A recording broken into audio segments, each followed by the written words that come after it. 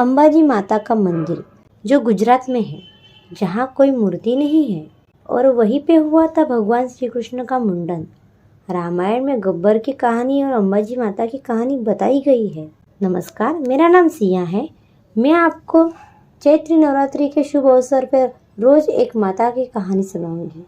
हमारे यहाँ पे 51 शक्तिपीठ है, उसमें से मैं आपको जितना 51 के 51 माता के कहानियाँ आपको रोज सुनाऊंगी। सुनते हैं हम ये कहानी अंबाजी माता की, गब्बर की कहानी जो गुजरात में स्थित है। और क्या है इसका इतिहास। अंबाजी माता का मंदिर भारत में गुजरात के बनासकांठा जिले में स्थित है। देवी को 51 शक्तिपीठों में से एक माँ अंबाजी का यह प्राचीन मंदिर माता सती के शक्ति रूप को समर्पित है, जिससे माता कोई भी प्रतिमा विराजमान नहीं है। अंबाजी के इस मंदिर की प्रतिमा की पूजा नहीं की जा सकती। माता के रूप में यहाँ पर केवल एक पवित्र श्रीयंत्र स्थापित है, इसकी पूजा मुख्य रूप में की जाती है। ऐसी मान्यता है कि इस यंत्र को कोई भी अपनी सीधी आंखों से देख नहीं सकता। इस स्थान पर माता सती का हृदय था। अंबाजी माता का मूल पीठ स्थल कस्बे में एटे गब्बर पर्वत के शिखर पर है। जैसे नवरात्रि और भरदई पूर्णिमा के दिन यहाँ पर श्रद्धालुओं की बहुत बड़ी भीड़ उमड़ती है। इस दौरान यहाँ पर अंबाजी का बड़ा मेला लगता है, जिसमें लगभग 30 लाख यात्री पहुँचते हैं। यह प्राचीन मंदिर 1200 साल पुराना अधिक है। अगर मंदिर के शिखर की बात करें तो 103 फुट ऊंचे इस दीपावली का समय माँ अंबाजी के मंदिर को लड़ियों और फूलों से सजाया जाता है। पौराणिक कथा के अनुसार माता सती का राजा दक्ष प्रजापति की पुत्र थी। उनका विवाह भगवान शिव के साथ हुआ था, पर एक बार दक्ष प्रजापति ने अपने निवास स्थान के कनखल हरिद्वार में एक भव्य यज्ञ का आयोजन कराया और इस भव्य यज्ञ में प्रजापति ने भगवान शिव को छोड़कर बाकी सभी देवताओं को बुलाया था, आमंत्रित किया था। जब माता सती को यह बात पता चली तो मेरे पिताजी ने इस भव्य यज्ञ पर मेरे पिता ने मेरे पति को क्यों आमंत्रित नहीं किया। अपने पिता का द्वारा पति का यह अपमान देख माता सती ने उसी यज्ञ कूदकर अपने प्राणों की आहुति दे दी थी। सूचना सुनकर भगवान शिव बहुत क्रोधित हुए। तभी उन्होंने अपने अर्ध देवता वीरभद्र को अन्य शिव गणों के साथ कनखल भेजा और वीरभद्र ने उस यज्ञ का नष्ट कर राजा दक्ष का सिर धड़ से अलग कर दिया।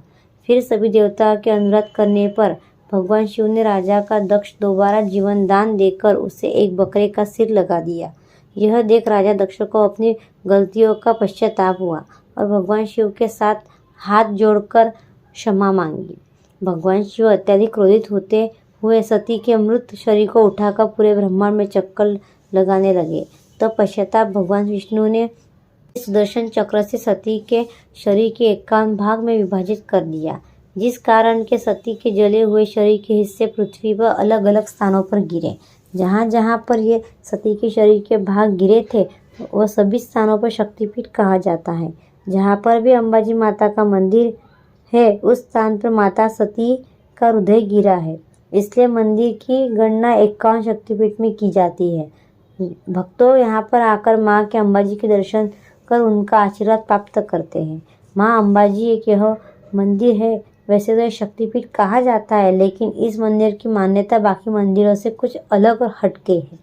सबसे अलग तो इस मंदिर में माँ की एक प्रतिमा और कोई पिंड विराजमान नहीं है। यहाँ पर केवल माँ अम्बा का पूजा श्री यंत्र की आराधना ही होती है। आंखों से नहीं देख सकता। देश विदेश से आए श्रद्धालु माँ अंबाजी की पूजा आराधना श्री यंत्र को देखकर ही करते हैं। इस स्थान पर माता सती का हृदय गिरा था। पहाड़ी की महिमा सुनते हैं। अंबाजी माता के मंदिर से 3 किलोमीटर दूर गब्बर पहाड़ पर माँ अंबाजी का पद चिन्ह रथ चिन्ह विख्यात है। मंदिर में आने वाले भक्त गब्बर के पहाड़ पर जाकर माँ के पैरों के चिन्ह और माँ के रथ के निशान देखने जरूर जाते हैं। में कहा गया है कि भगवान राम और लक्ष्मण सीता रामायण में कहा गया है कि भगवान राम और लक्ष्मण और सीता की तलाश में श्रृंगी ऋषि के आश्रम आए थे, जहां उन्हें गब्बर में देवी अंबाजी की पूजा करने के लिए कहा गया था। राम ने ऐसा किया और जगत माता शक्ति अम्बा जी ने उन्हें अजय नाम का एक चमत्कारी बाण दिया, जिसकी मदद से राम ने युद्ध में अपने दुश्मन रावण को जीत लिया और मार डाला। ऐसी भी है कि द्वापर युग के दौरान बाल भगवान श्री कृष्ण को भी गब्बर पहाड़ी पर लाया गया था और उनके पालक माता पिता नंद और यशोदा ने उपस्थित में कान्हा का मुंडन संस्कार यहीं पे हुआ था। तो आपको ये मेरा वीडियो अच्छा लगा होगा।